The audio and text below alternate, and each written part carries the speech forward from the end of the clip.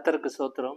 ரூத்து 4ஆம் அதிகாரம் 16-17 வசனத்துல நகோமி அந்த பிள்ளையை எடுத்து தன் மடியிலே வைத்து அதை வளர்க்கிற தாயானாள். அயல் வீட்டுக்காரிகள் நகோமிக்கு ஒரு ஆண் பிள்ளை பிறந்தது என்று வாழ்த்தி அதற்கு ஓபேத் என்று பெயரிட்டார்கள்.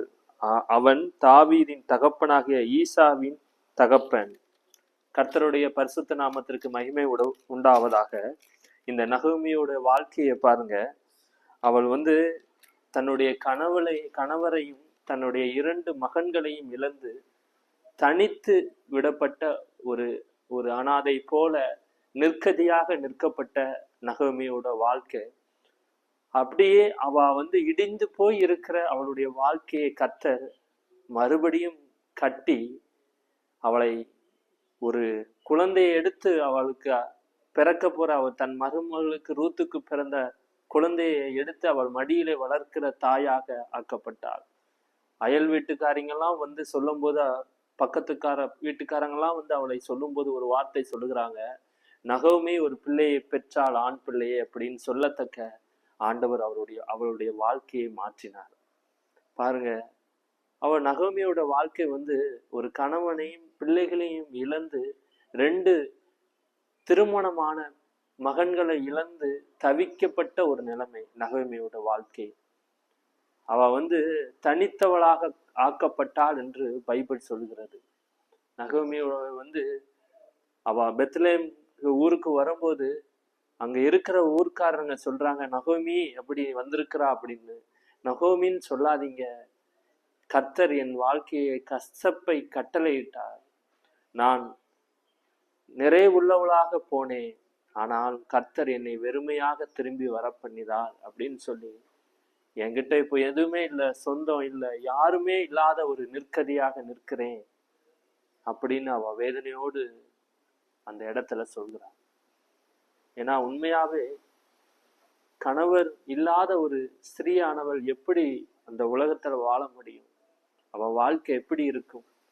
கணவருடைய வயதான காலத்து மரித்த பிறகு தன்னுடைய பிள்ளைங்க நம்மளை வாழ்க்கையில நம்மளோடு கூட இருந்து நம்மளை பாதுகாத்து நம்மளை நடத்துவாங்க அப்படின்னு நினைச்சு கொண்டு இருக்கிற தருவாயிலும் தன்னுடைய பிள்ளைகளோட வாழ்க்கையும் போன பிறகு அவங்களும் நம்மளை விட்டு போய் மரித்து போயிட்டாங்களே அப்படின்னு சொல்லும்போது அவ எவ்வளவு துக்கப்படுவாள்.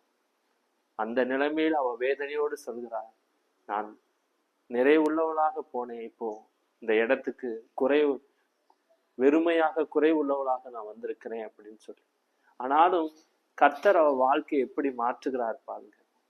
ரூத்துக்கு பிறந்த ஒரு ஆண் பிள்ளைய மற்ற ஊரார் சொல்றாங்க, இது நகோமிக்கு ஒரு ஆண் குழந்தை பிறந்திருக்கிறது, அந்த குழந்தையை அவ தன் மடியில எடுத்து வளர்க்கிற தாயானாள் அப்படின்னு சொல்லி.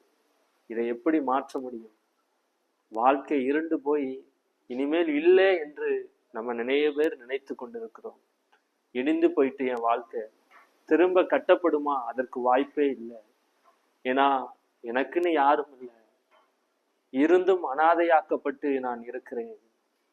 என்னோடு பேச யாரும் இல்லை, எனக்கு ஆறுதல் சொல்ல யாரும் இல்லை, என் கண்ணீரை துடைக்க யாரும் இல்லை, எனக்கு ஒரு உடம்பு சரியில்லைன்னா என்னை பார்த்துக்கிறதுக்கு யாரும் இல்லை, எல்லாரும் இருந்து நான் அனாதையாக்கப்பட்டேன். அப்படிப்பட்ட ஒரு சூழ்நிலையிலே இதை பார்த்து கொண்டிருக்கிற நீங்கள் இருக்கலாம். ஆனால் ஆண்டவர் சொல்கிறார், நான் நகோமியோட வாழ்க்கையை அவ நான் குறைவுள்ளவளாக இருக்கிறேன், தனித்து விடப்பட்டவளாக தனியாக நான் இருக்கிறேன்னு சொல்லப்பட்ட அவ வாழ்க்கையை மாற்றுகிற நான் கர்த்தர் உங்க வாழ்க்கையை மாற்றுவேன் என்று இந்த வசனத்தின் மூலியமாக கர்த்தர் உங்களோடு பேசுகிறார். எப்படி மாறும் அவ நினைத்து பார்க்கல. எல்லாரும் ரூத்துக்கு குழந்தை பிறந்திருக்குன்னு சொல்லல, நகோமிக்கு ஒரு ஆண் குழந்தை பிறந்திருக்கிறது அப்படின்னு மற்றவங்க சொல்ற அளவுக்கு அவ அந்த குழந்தையை எடுத்து வளர்க்கிற அளவுக்கு அவளுடைய வாழ்க்கை மாற்றினார் கர்த்தர். அதே மாதிரி உங்களுடைய வாழ்க்கை முடிந்து போய் இருண்டு போய் இருக்கலாம், கர்த்தர் அந்த இருண்டு போன வாழ்க்கையை நிச்சயம் வெளிச்சமாக மாற்றுவார். கவலைப்படாதீங்க, கர்த்தர் உங்களை ஆசீர்வதிப்பார். ஆமென்.